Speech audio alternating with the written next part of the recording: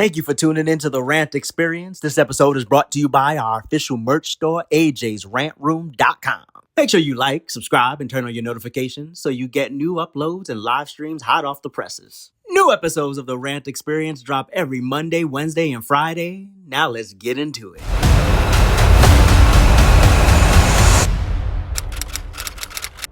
So today's uncomfortable conversation revolves around men's mental health. And who better to unpack this conversation with me than my brother, who is retired military, retired police, recently got his doctorate in criminal justice, and has been very vocal about his own mental health challenges.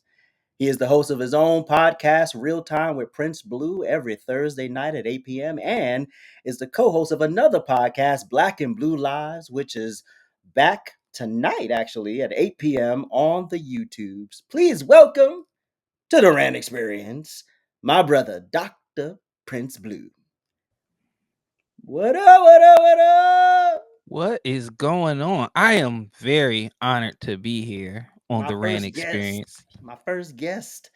Yes, yes, yes. So I finally figured out what to do with these Wednesdays. So I figured take that uncomfortable conversation segment and just make it an episode on Wednesdays. So every Wednesday will be one of those uncomfortable conversations, one of those subjects that we tend to avoid in a society. So yesterday, while I was down and out in the Dunkin' Donuts, the idea came to me as we was in the group chat, and I was like, oh wait, I should turn that into an actual segment, men's mental health. And then when I asked you, that's when I literally it was all just like, and then it was like, we here, baby, baby. So we here.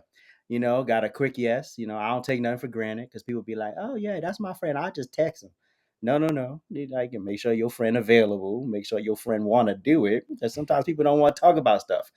But I appreciate you being here. Thank you so much. Thank you, thank you, thank y'all. And so let's just jump right into this uncomfortable conversation around men's mental health because it's avoided a lot, especially amongst the brothers.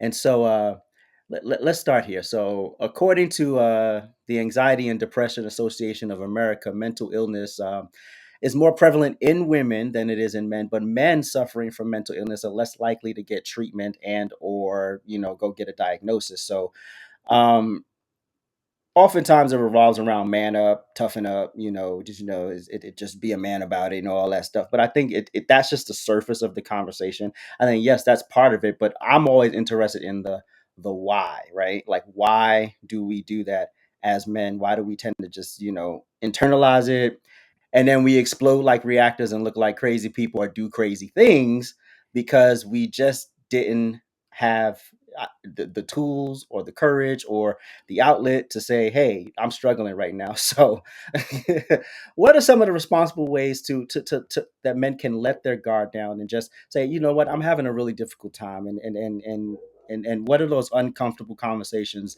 that men can start to have, and how would you advise them maybe going about it?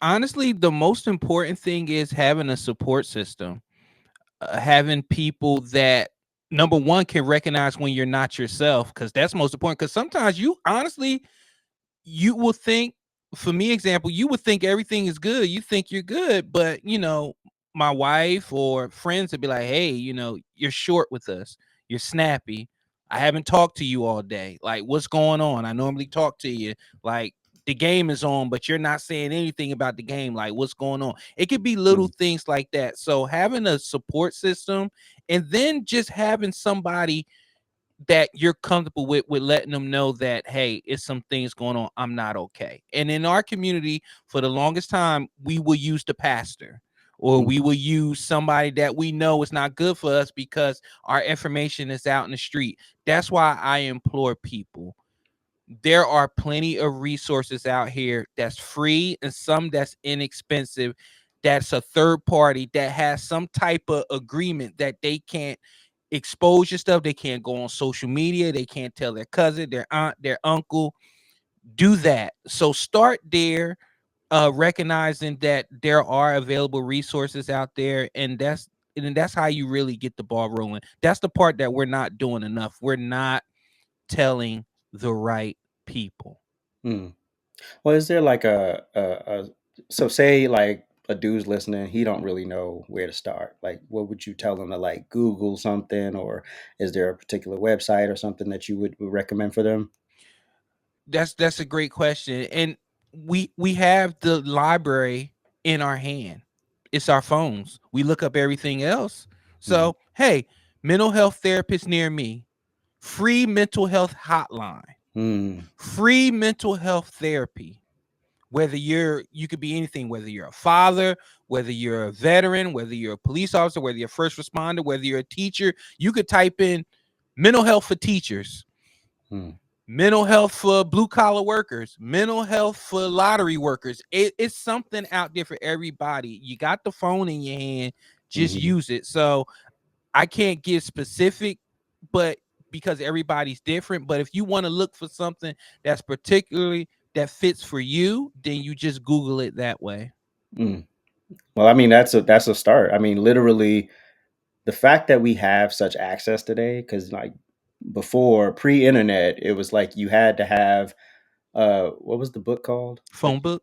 Yeah, the phone. You had to have a phone book, literally, and it was like that big, and who's looking through that, for stuff. So but today you can literally, you could be so specific in one little search bar and go find what you need. So I mean, it does start with you. So we can lead you to the water, but we can't make you drink it. So ultimately the tools can be led, but you still have to go do some work to get to the part. So now let's get into like a little bit of your personal story. So what was like the did you have a rock bottom moment, like a moment where it was like, all right, this isn't working? Yeah. It was in the military. I was in Korea in 2005 and 2006. And for 4 months, I would go to work, come home, just sit in my room. Like I wouldn't want to do anything else. The first thing especially when you're super hygienic, or you make sure that you're presentable, the first thing to go always is your hygiene. Mm, You know, 5 showers turn into four, three, two, one. You might throw some water on your face. So my wow. rock bottom was when I was in Korea, and I felt isolated. I felt alone. I miss being back in the States, and I would literally just go to work, come back, sit in my room, lay under the covers in my uniform. I Wow. would I would be short. I was really explosive with my temper, and my rock bottom honestly was just doing things that I had no business doing. And me and you, we've already had that conversation offline. Like that was my season, Mhm. and it was a rough one. I was looking at stuff I had no business looking at, and it was rough for me. And that was my rock bottom. I was like, dude, like you have an opportunity of a lifetime, and you're not partaking in it because you just want to be in your room and you want to be antisocial. So that was my rock bottom. And how did that impact like your immediate relationships, like with friends, family, et cetera, et cetera? Well, you already know it. I'm in Korea. The time difference is crazy. Family don't really have that much access to me. Remember, this is when the internet wasn't as booming as much. Hmm. So when my dad would like call, my dad would use his phone card to call overseas, and Lord knows it took him a long time to get the time difference right. Right. And my dad got one call a day, and I wouldn't pick it up. Wow. My mom got one call a day, I wouldn't pick it up. Mm. And it was really bad when they would literally have to go through my chain of command to be like, can you tell my son to call me? That's when Wow. I knew it was rock bottom, because I just knew I wasn't presentable enough to talk to anybody. I didn't think I was worthy enough to talk to anybody because of how I looked and how I smelled and how I presented myself. So it affected all my relationships greatly. So you hit rock bottom, everything is kind of falling apart. When did you start to seek actual treatment? When you got back to the States or while you were still overseas? While I was still overseas, this is the thing about the military. Say what you want about them, but the help is there. I just started talking to a therapist, and they was like, "Hey, fill out these charts." So I started doing these surveys and doing this, and then I sat down with my therapist, and he came back. They said, "Are you familiar with major depressive disorder?" I was like, Mm, these were my exact words. I was like, "That's white people stuff. What's major depressive disorder? Like, what are you talking about? Like, yeah, I'm not happy right now, but I ain't majorly not happy. Like, what are you talking about?" And that's that fight. That's that. You're used to suck it up, tough it up. Nobody cares that you're going through a bad day, mhm, but these people out here have studied this and they know this, mhm, and they said, "Hey, not just what I'm seeing, not just what you're telling me. Now I got answers, data in front of me that's telling me you have major depressive disorder." And that's when it started. And I started, like, mental health is like a car. mhm, Your car needs maintenance. If you don't do maintenance on your car, what starts happening? Stuff start breaking down, little problems turn into big problems, and then before you know it, now you need a brand new car. mm. So I started, I started going to therapy 3 times a week. And then when I felt like I was getting better, then it was the maintenance part, like once a month, just to check in, just to make sure, small problems don't turn into big problems. So it really started overseas and just seeking help. Yeah. And I think we got to make the distinction between having a bad day and and this is not healthy, and I think a lot of times we do that, I think especially black men, some of us a little more open now about this, but especially we come from the old school black men, oh, that's white people stuff, therapy is get your ass up and get it done, blah blah blah blah blah. And then it just gets to a point where you started seeing these men literally physically fall apart, not just mentally fall apart, but everything starts to fall apart. And so I think there's a balance between understanding, okay, this is just a day or a couple days or whatever, versus this is something I need to go seek help about. Now I can't make that. I ain't no therapist, so I ain't gonna make no prediction for. But I know for me, like case in point, yesterday when I was in the Dunkin' Donuts, I knew that was a day. I knew there was a reason why it was happening, and I was annoyed, and it just kind of just took me, and I was like, all right, ride the wave. And here I am the next day, I'm fine. But for some people, it is not that easy. It's like, okay, you may actually need to go talk to somebody. So do what you got to do to be the best version of yourself for you and your family. And so at that point, did you have kids or no? No, no, Okay, I was so this is single. this is pre-children. This is How much is this gonna get out? Yes, I was single. I didn't ask for details. I just asked if you were single at the time. We are living. Okay.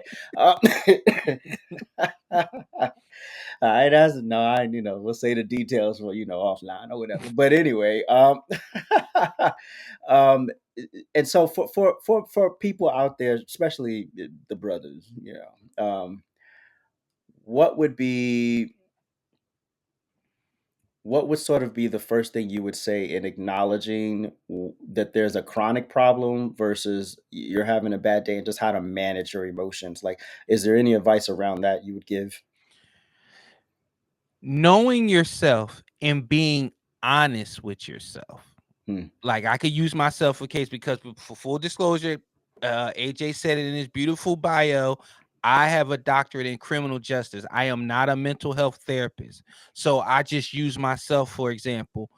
I knew myself more than anything. I knew I loved to go out. I know I love to shop. I know I love showers. I know I loved women. When I started taking those away and wanted nothing to do with any of those, Hmm. that's when you know there's a problem.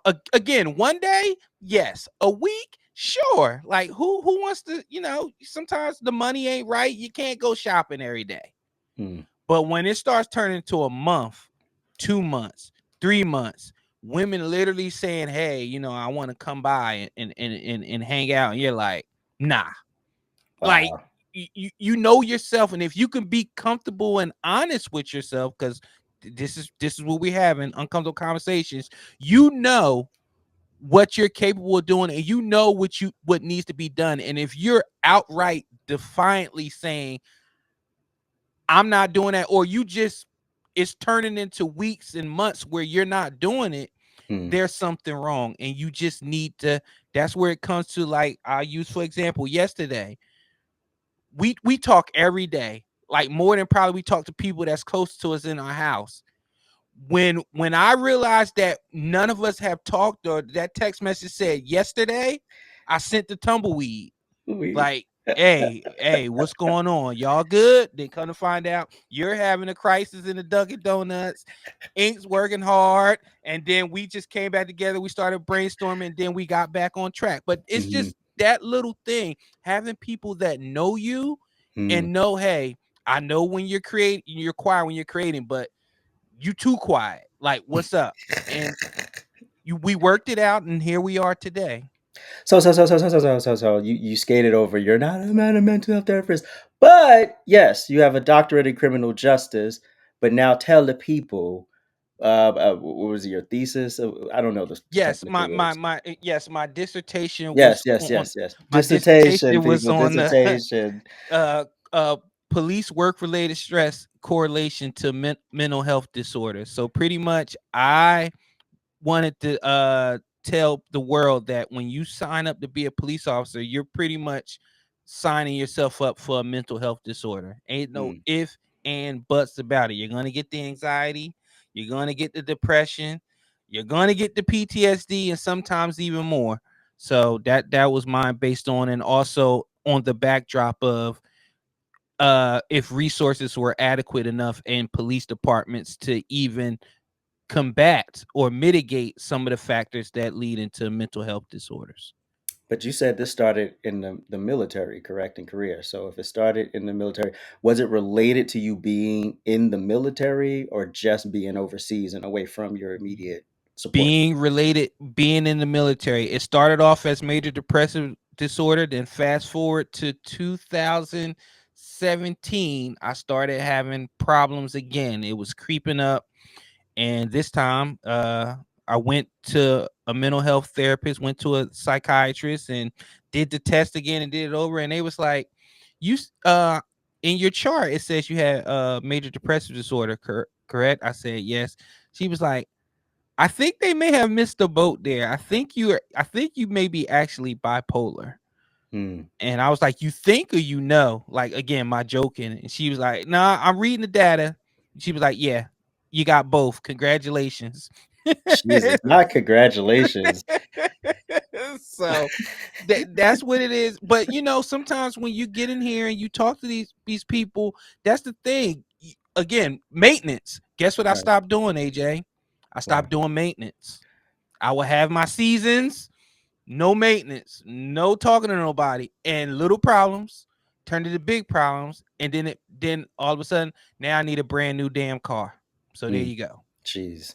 So when you got the well, I guess the second diagnosis. So and so what did that do for you personally, like in your mind? You was like, okay, now it has a name. Now we can start going forward. Or oh damn, like what was the reaction to that? I did the all damn first. The Okay. woe is me. Like, what is wrong with me? Mm. This is not becoming of a black man. I Mm. even had that talk to myself, like, I'm weak. My father, strongest man I know. Mm. He ain't got time for no. I can't. What am I gonna talk to Grady Blue about? What I'm gonna say, Dad? They just told me I got to buy. We buy what? What are you buying? How much is it? Like, these are the things you can't talk to these people. That's why I tell you it's so important to talk to people who actually are trained and have the education to help you. Mm. Because God bless your parents and your family. They gonna help you as much as they can, but this is just the way that they're gonna be. Right. Exactly. Buy what? What you want to buy? How much is it? Buy no damn polar bears. Oh gosh. And so you got the diagnosis, and then like treatment wise, like how has that shifted over the years? Like did you start with no medication, or was it medication out the gate? And it's just how's that shifted over time? Don't try to be funny, but you know how it Well, works. I But know, I know how. Listen, I, listen. I'm trying to get my Bryant Gumbel on here. Like, I hear you. let me So do my let let me do my investigative reporting. let me Thank act you. like I got some sense. Well, it started off with medicine, but again, unbecoming of a black man. Like medicine, okay, I'll take it for a little bit. Things to be good, I'll stop. Mm, Things to go bad, I'll start again. So my compliance with the medicine has been off and on, but it's been consistent within the past 2 years to where, I'm actually getting refills and I'm continuing to take it. And you ain't know, y'all know like when I'm taking it, when I'm not taking it. So um it's medicine, it's therapy, it's both. It's like exercise and diet, like to get weight loss. mm. You could do one, but if you do two, you'd be amazed at the one that you could do. So medicine and therapy works for me. I can't do one or the other. I have to do both. Okay. And would you recommend that for everybody, or is this just like individual thing? Like some people are like, I don't want no medication. I'm gonna try holistic, or I'm gonna go out in the sun extra time. Like, but is it a subjective thing? It is subjective. It's between you and your therapist, like in your journey. Everybody's journey is different. Some people can just do therapy and be good. Hmm. Some people can just do medicine and be good. For me, I know I have to do both. I have to have the chemical therapy and I have to have the verbal therapy. So for me, it's both. But to answer your question, yes, it's dependent on the person. Did you try a holistic route at any point? Of course, I did. I tried everything from Elderberry. Let me see. yeah, I tried everything from watching TV to working out to doing whatever it is that I think it is. But what I found out was, with bipolar, sometimes whatever it is that you think is giving you that fix, that dopamine, that cool, calm feeling, you're Hmm. doing it to the extreme. So you're Wow. just substituting the medicine for something else. So you might as well just do the Mm, medicine so you can even that stuff out. Because you can't watch TV 24 hours. You can't mm, eat 24 hours. You mm. can't have sex 24 hours. I don't care what most people say. So you gotta find a balance to navigate yourself through life. I'm not gonna touch that. But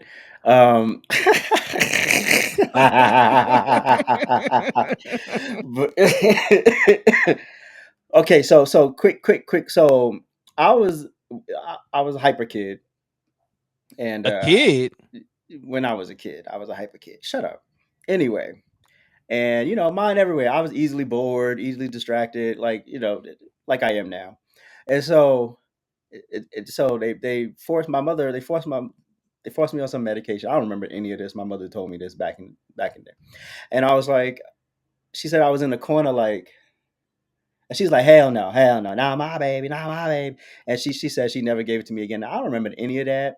Now, do you think there's a this sort of push to put kids on drugs, even though they don't need it? Because sometimes kids are just rambunctious and wild, and that's what they do. And so, why are we trying to medicate them? Do you think that's a chronic issue as well, or was my mama wrong?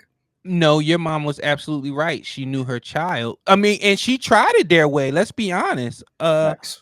Mama AJ, she tried it their way, but she said it didn't work for my baby. So, and you can also notice this, AJ, a lot of kids like yourself when it was young and growing up that was all over the place. What ended up happening? You're gonna do soccer, you're gonna do football, you're gonna do dance, you're gonna do karate, because that's what's happening. You don't have anything to get that energy out. Right. So, and when your mom saw you, she know her baby, and she saw you in the corner like a zombie. She was like, "Nah, my baby just need to be distracted. He don't need he don't need to be in the corner drooling on himself." So she did it that route. But what she did was really different from what a lot of parents do. A lot of parents just flat out said, "I'm not doing that." She Mm. tried it, it just didn't work. So she came up with it. She went down a different path. Well, it was kind of forced on me. This ain't Hmm. about me, but it was kind of forced on me how I was introduced to therapy and all that other stuff. But um, there's a little story there, whatever. One day, anyway, I think it's on my TikTok as well. But anyway, this ain't got nothing to do with me. It's about you. Anyway, any final rants on this? I would just say, get help. Um, Google, reach out to me. Whatever it is you got to, whatever it is you got to do to get yourself going on a path. And you notice I didn't say to get yourself better, because I don't know what that is. It's subjective. It's different for everybody. But the first step is getting the help. Once you get the help, everything else will get better from there, because you're at least acknowledging that you have that there's an issue, and then you're getting the help to help manage that issue. Awesome sauce. And we will be right back. It's always lit over at ajsrantroom.com. We got the best bags and accessories, our beloved Black Series. We got fresh lids for you hat lovers, fire jackets and hoodies, and of course we got you covered on the t-shirts. And introducing our first shoe line, Aloysius Germain. So get on over to ajsrantroom.com today and get to shopping. You won't be disappointed.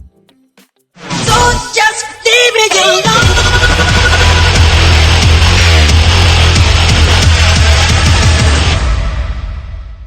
All right, this segment is called Leave Me Alone. What we do here, we watch bonehead people do bonehead things on social media platforms who want attention, and guess what? We give it to them. So here we go. I'm not a pervert, but I do watch tennis matches and record them, and then I edit the 2-hour tennis match down to 10 minutes of just grunts, and I use that to help me get off. And then at the end, I keep in the applause, so I time it so as soon as I bust, I get an applause break. Nothing better than that. If you don't leave me alone, Prince.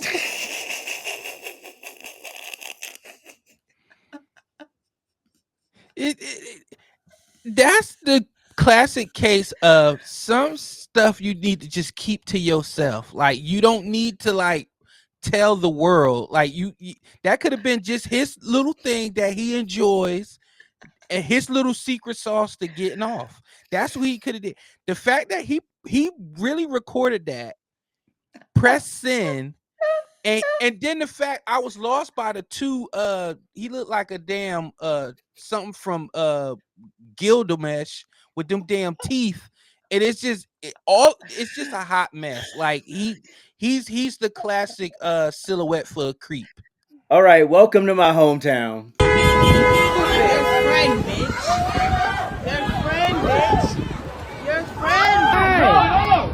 Oh my god! What the fuck? She's crazy! What the fuck is this? She's crazy! He's a crazy one. He's a crazy one. What's going on? He's a crazy one. He's a crazy one. What the fuck? New York. That was crazy. You're walking to bed now. You're walking to bed now. Oh my god.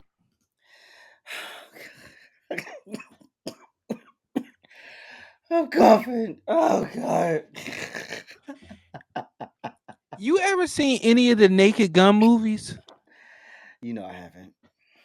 Well, the Naked Gun movies, they're like spoofs, and in any episode, it could be like 13 things going on at one time, and you gotta watch the video like 80 times because there's something different you notice. It was so much going on in that video. It was like a Naked Gun movie. I know I'm dating myself, but please, if y'all have a chance, look up Naked Gun.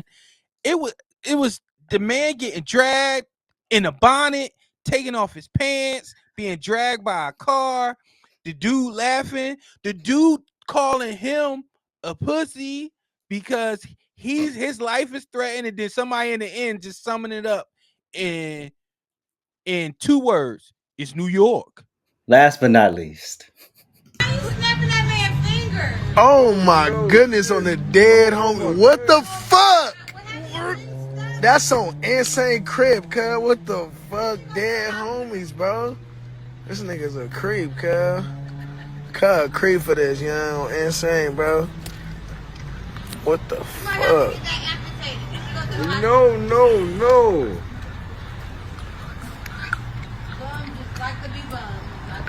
A stupid ass nigga, cuz.